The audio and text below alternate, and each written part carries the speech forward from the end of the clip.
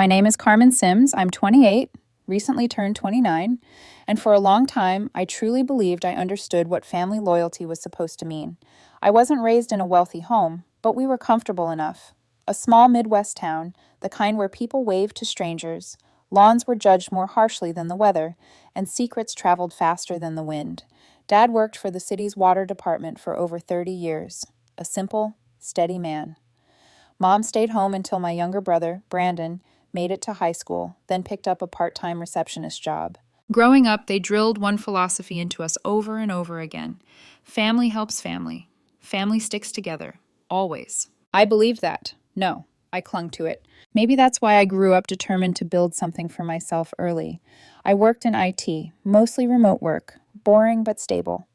I saved every spare dollar, skipped trips, declined nights out, and lived on instant noodles more often than I like to admit. And at 25, I bought my first home, a 3-bed, 2-bath ranch on the edge of town.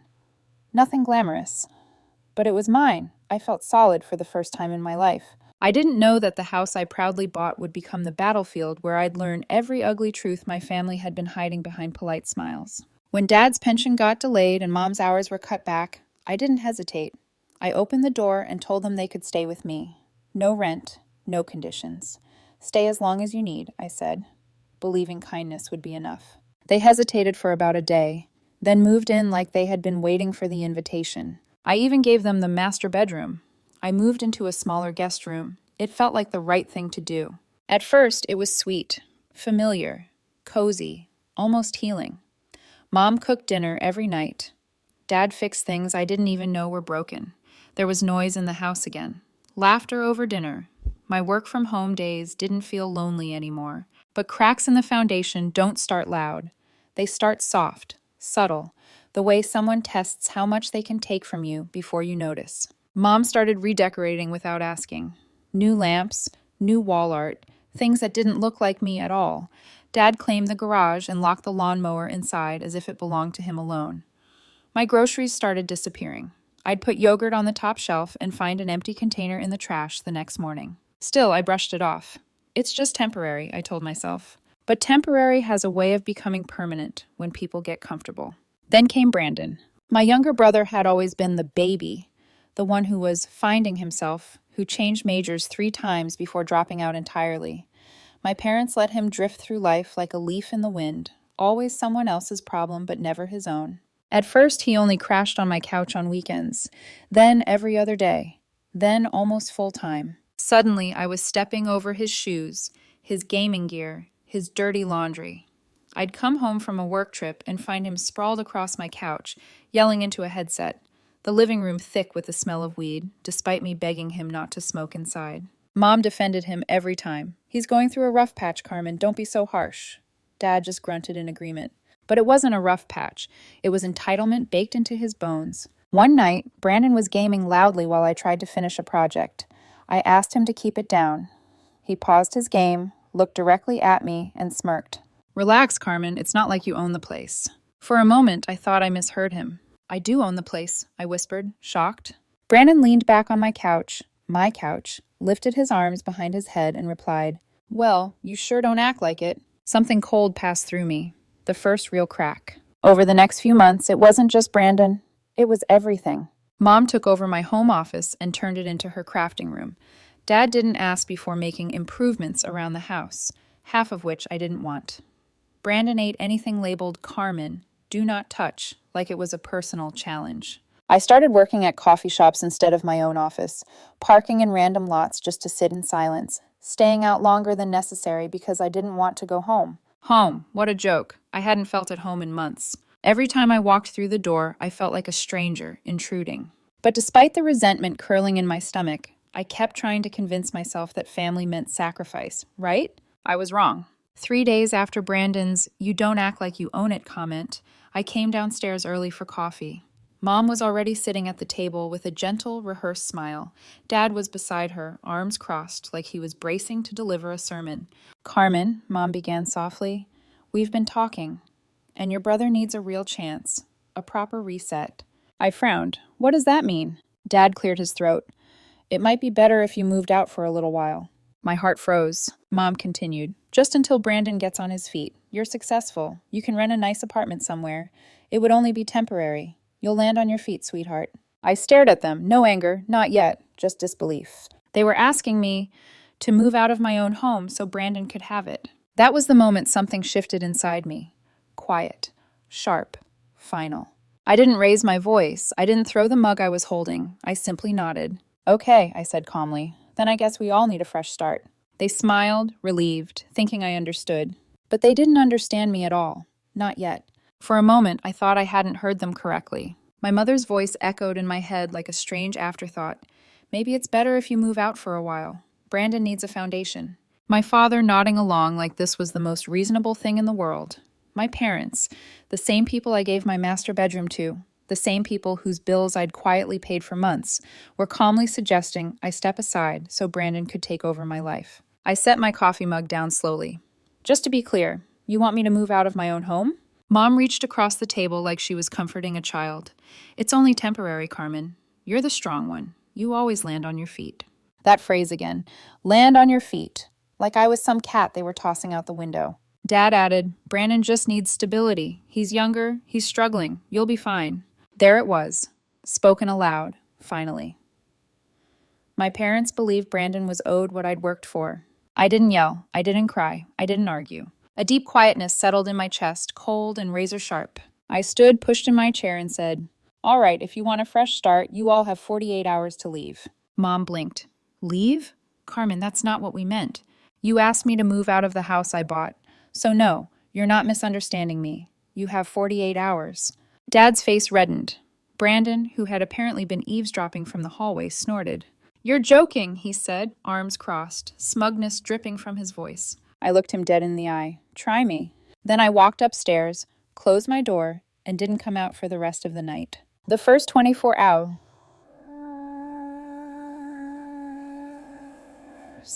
Guilt, manipulation, silence. The next morning, breakfast was on the table as if nothing had happened. Scrambled eggs, toast, coffee. Mom was humming like she lived in a sitcom. Dad's jaw was clenched so tight it looked painful. Brandon sat scrolling his phone, not a care in the world. I poured myself coffee and said, 47 hours left. Mom's smile collapsed. Carmen, be serious. You're overreacting. We weren't kicking you out. You told me to move out, I said calmly. So now I'm telling you to. Dad slammed his hand on the table. You would throw your own family onto the street? I gave you 3 free years, I replied. I paid the mortgage, utilities, groceries. I downsized my space so you could be comfortable. You crossed the line. Now I'm drawing it. Brandon scoffed. Wow, power trip much? I ignored him and went to work in my room. Mom tried soft guilt next, leaving old family photos on the kitchen counter, making passive comments like, I suppose we'll figure something out, even if we end up in a motel. Dad used the silent disappointment method, walking around the house like a ghost of parental judgment. But none of it worked, because for the first time in years, I felt clarity. The final hours. When the 48 hours ended, they weren't packed. Suitcases were empty, drawers untouched. Brandon was gaming on my couch. I walked into the living room, calm enough that it scared even me. Time's up, I said. Brandon paused his game and laughed. Seriously, Carmen? Grow up. Dad stood. This is cruel. No, I said. What you did was cruel. Mom began to cry. Soft, trembling tears that used to crumble me every time. But I felt nothing. I wasn't angry. I wasn't sad. I was done. Get your things, I said. All of you. The silence broke into chaos. Mom pleading. Dad lecturing. Brandon swearing under his breath. But I didn't budge. And by late afternoon, they had no choice but to gather their things and leave. Mom stopped at the doorway, waiting for me to break, to chase after them, to beg them to stay. I simply held the door open. Dad muttered, You'll regret this. Brandon shoved past me with his duffel bag. Don't expect us to help you when you end up alone. The door closed, then clicked, locked. For the first time in years, my house was silent. But instead of peace, I felt nothing. Just a hollow ache in my chest where I used to keep my loyalty. The smear campaign begins. A week passed. I cleaned the house from top to bottom, scrubbed away their fingerprints, their footprints, the lingering scent of resentment. I thought maybe, a little space would cool things down. Then my aunt called. Honey, I just wanted to check on you. Your parents are staying with me for a bit. I nodded, even though she couldn't see me. Okay. She hesitated. They told everyone you kicked them out because you're planning to sell the house and move across the country. My stomach dropped. What? That you've changed, become cold, ungrateful. I swallowed hard. Of course. Of course they would rewrite the story to paint themselves as victims. My aunt lowered her voice. I don't believe them. But Carmen, they're telling people you abandoned them. My fingers tightened around my phone. After everything I gave them, after letting them live in my home for years, their response to being told no for the first time was to burn my reputation down. And then, the real betrayal. 3 days later, I opened my email during a work call and froze. A message from my mortgage provider. Subject, mortgage title, transfer request. Pending authorization. My heart hammered as I clicked it open. Attached was a scanned form. My address, my loan number, a signature. My father's. They tried to transfer my mortgage to Brandon. They weren't trying to hurt me emotionally anymore. They were trying to steal my house. A cold, electric silence filled my bloodstream. No shaking, no tears, just the quiet, horrifying realization. My own family didn't see me as a daughter. They saw me as an obstacle, and they were willing to erase me to get what they wanted. Everything changed in that moment. My loyalty, my empathy, my patience. All of it snapped. I stared at the email so long my computer screen dimmed, thinking I had imagined it. A mortgage transfer request, with my father's signature on it. My own family wasn't just ungrateful. They weren't just manipulative. They weren't just entitled. They were trying to erase me, legally, financially, permanently. I dialed the mortgage company immediately. My voice was steady, but my hands shook. Hi, this is Carmen Sims. There's been an unauthorized request to transfer my mortgage. The representative on the other end clicked through records. Yes, we received a deed transfer request for your property last week, but the signatures didn't match your verified documents, so we flagged it for review. I swallowed hard. So nothing has been changed? No, ma'am, but you may want to file a fraud alert. Fraud. There it was, spoken out loud for the first time. I thanked her, hung up, then called my mother. She answered on the first ring, her voice dripping with forced sweetness. Carmen, honey, how are you? How dare you, I said quietly. Silence. Then, what do you mean? I didn't raise my voice. I didn't curse. I simply asked, did you really try to give Brandon my house? On the other end, I heard her breath hitch. Carmen, you're misunderstanding. No, I cut her off. I saw the documents. I saw Dad's signature. Her voice trembled, not with guilt, but with annoyance that she had been caught. We just thought, since you said we all needed a fresh start, maybe transferring the house to Brandon would make things easier for you. Easier for me? My voice felt like ice. Well, she continued defensively, you work remotely, you travel, you don't really use the house. Brandon needs structure, stability. And I don't? I asked. You've always been strong, she said softly. You'll land on your feet. Those words again, like a mantra they use to excuse exploitation. I didn't yell, I didn't argue. I simply said, you tried to steal from me. We were helping your brother, she snapped suddenly. Stop being dramatic. I hung up mid-sentence. Not out of pettiness, but because I realized there was nothing left to salvage.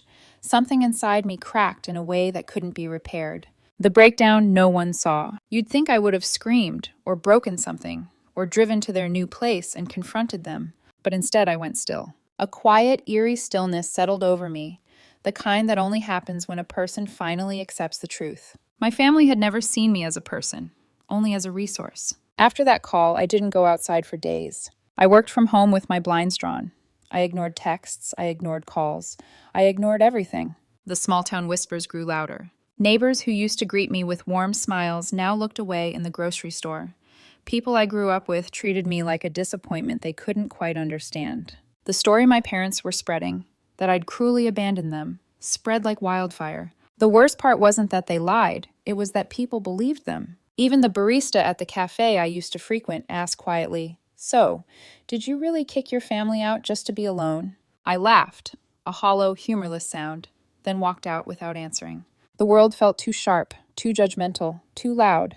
So I hid, the friend who refused to leave me alone. 3 weeks after the forged mortgage attempt, someone knocked on my door. I ignored it. They knocked again and again. Finally, a familiar voice called out, Carmen, open up, or I'll sit out here and sing until your neighbors call the cops. It was Daniel, a lifelong friend who'd known me since high school. Not a boyfriend, not a romantic interest, just one of the few good people in my life. I opened the door a crack.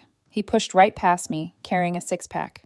"You look like hell," he said cheerfully. "Thanks," I muttered.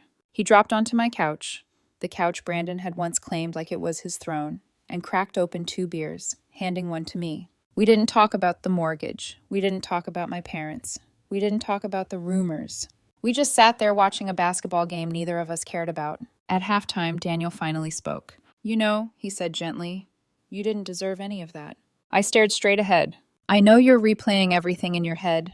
I know you're wondering if you were too harsh or too emotional or too whatever." He looked over at me. "But hear this clearly. They used you, and they got angry when you stopped letting them." His words hit harder than he realized, because they were the first thing in weeks that felt like the truth. I didn't cry. I didn't thank him. I just breathed, really breathed, for the first time in days. He stayed for maybe an hour. Then he stood, patted my shoulder, and said, "Don't disappear on me, Carmen. You're too damn strong for that." And when he left, something inside me shifted. Not healed, not whole, but awake. The box in the closet. After Daniel left, I walked into the guest room, the one I had been living in for years while my parents enjoyed the master suite. In the corner, under a pile of old files, was a cardboard box gathering dust. Inside were notebooks, business cards, sketches, the skeleton of a dream I once had. My own consulting firm. I had shelved it years ago. Too busy, too tired, too obligated, always choosing family over myself. But now I had nothing left to lose, nothing left tying me down, nothing left to give to people who only took. So I opened the box, and for the first time in months, maybe years, I felt a spark, a plan, a future, the message that sealed my resolve. The next morning, I woke to a voicemail from an unknown number. When I played it, Brandon's voice filled the room. "Hey, sis, look, things got messy, but if you have space at your place, I could stay for a bit, just until I get on my feet, like old times." Old times. The old times where he lived in my home for free, disrespected every boundary, and tried to replace me legally? I didn't delete the voicemail. I saved it. Evidence. A reminder. A warning. Because that message confirmed what I already knew. They would never stop trying to take from me unless I did something they couldn't ignore. And I was finally ready. People think revenge comes from rage, from shouting, breaking things, fiery confrontations. But for me, it came from clarity. A cold, precise clarity that settled in once I accepted that my family had never protected me, loved me, or even respected me, not in any way that mattered. They only took, and when I stopped giving, they tried to erase me. So I stopped grieving the family I wished I had, and began protecting the future I was finally ready to build. The lawyer who saw through everything. The day after Brandon's voicemail, I found a local attorney named Lydia Pierce. Sharp, quiet, the kind of woman who could dismantle a person with a sentence. I brought everything. The forged mortgage email, screenshots, voicemails, dates and timelines, notes from the mortgage company. She skimmed through the pile, her expression unreadable. After a long moment, she said, "Your parents crossed several legal lines: forgery, fraud, attempted illegal transfer of property, and your brother's involvement is clear." I swallowed. "So what do I do?" Lydia leaned forward. "For now, you don't retaliate. You protect. You document everything, and you create a legal barrier so high they'll break their necks trying to climb it." And that's exactly what we did. She filed a notarized statement with the county alerting them to the unauthorized transfer attempt. She created a fraud flag with my mortgage lender.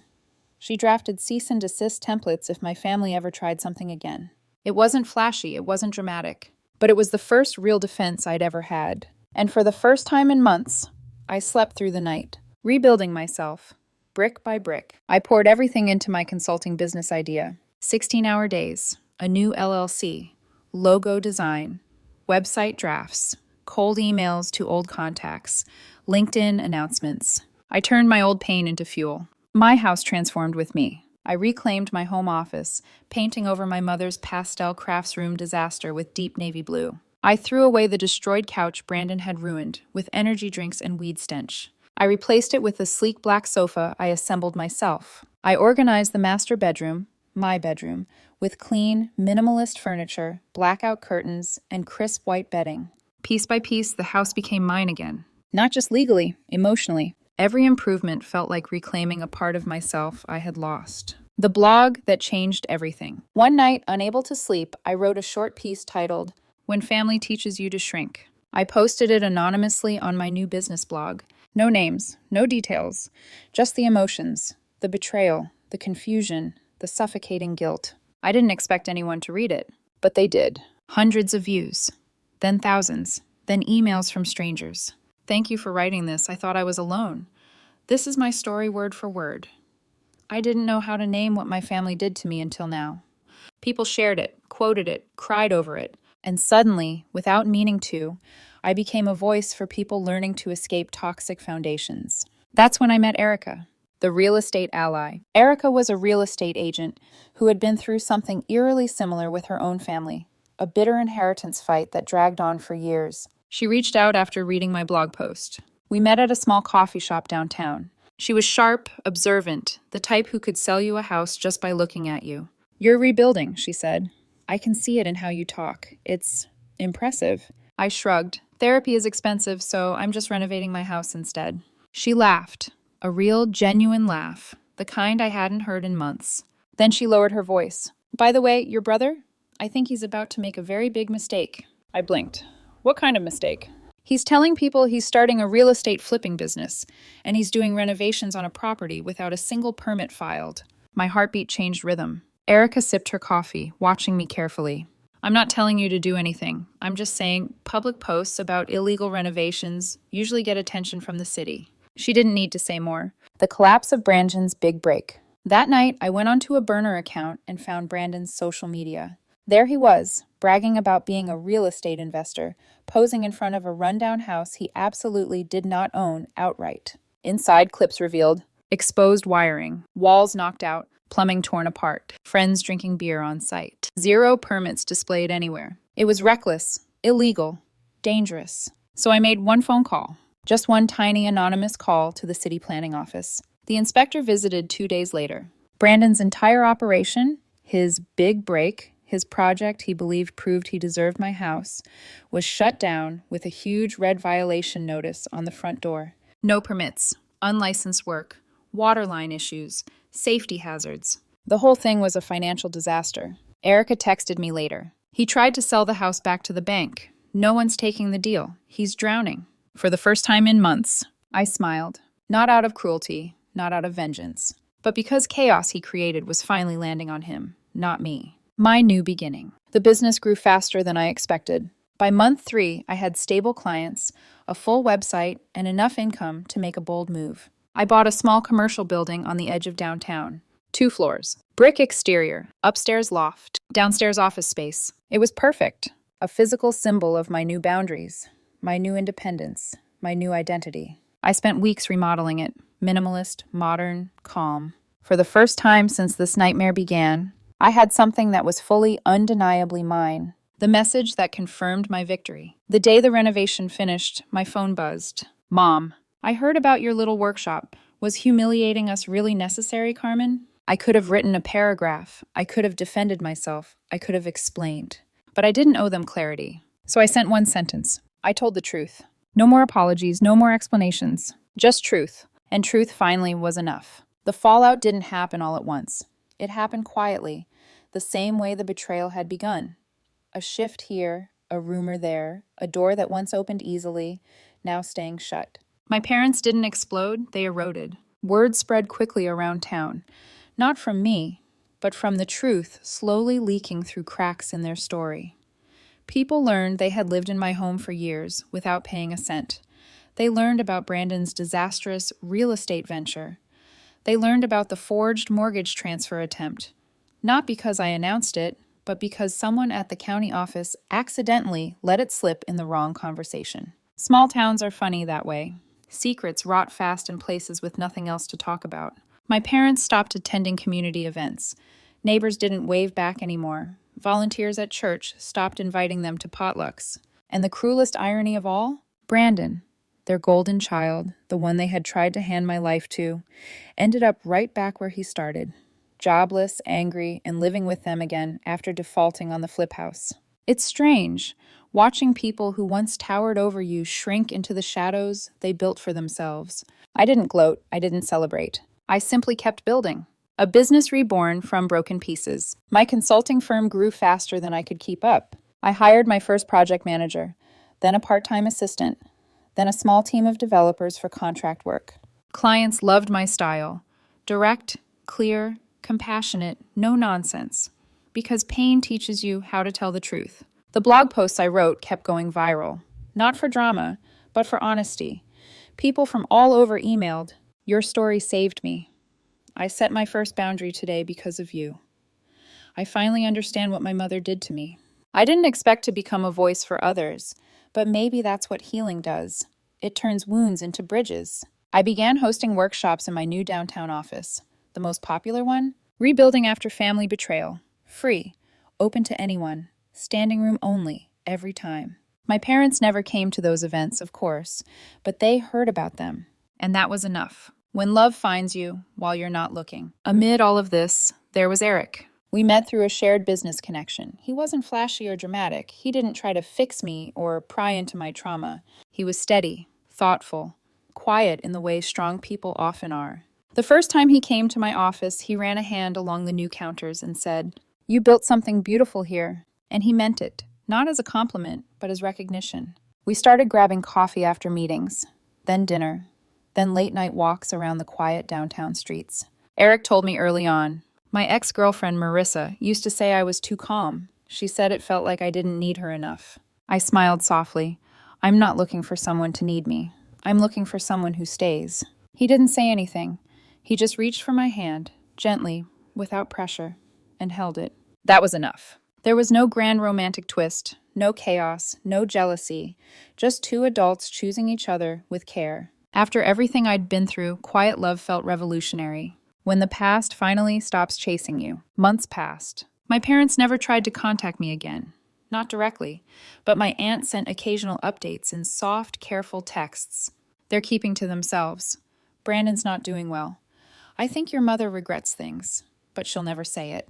I appreciated the updates, but they didn't change anything. One night, while Eric and I were on the rooftop of my building, watching the city lights flicker below us, he asked, "Do you ever miss them?" I didn't answer immediately. I thought about my mother's gentle voice, my father's quiet presence, Brandon as a little boy who used to follow me around with starry eyes, holidays, family dinners, old photographs, the lie I had lived inside for nearly 3 decades. Finally, I said, "I don't miss them. I miss who I thought they were." Eric nodded slowly, squeezing my hand. "That's fair." And just like that, the ache I carried for months lightened. Not gone, but no longer suffocating. A future that belongs only to me. When I look at my life now, the office I built, the loft upstairs where I wake up to sunlight instead of dread, the clients who trust me, the people who say my words help them survive. I feel something I haven't felt since childhood. Peace. Real, steady, earned peace. I no longer shrink myself to make others comfortable. I no longer tolerate taking disguise as love. I no longer justify staying in places I had to fight to breathe. My family became the fire that burned down the version of me that didn't know how to choose herself. And from that ash, I built a life with walls they will never again cross. I built a future with my own hands. I built me.